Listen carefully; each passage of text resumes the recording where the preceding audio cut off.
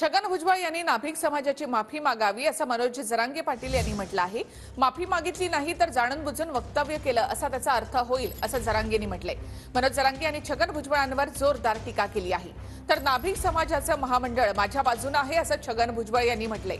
मनोज जरांगे यांना सांगा ग्रामपंचायतीला तरी निवडून येऊन दाखव असं आव्हानच भुजबळांनी जरांगे पाटील यांना दिलंय। बोलतोस कशाला? तो तोंडच नीट नाही तू बोलतो कशाला रे?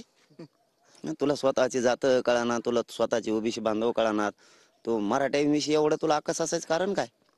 खरं तर त्यांनी या गोरगरीब नावी बांधवांची माफी मागायला पाहिजे।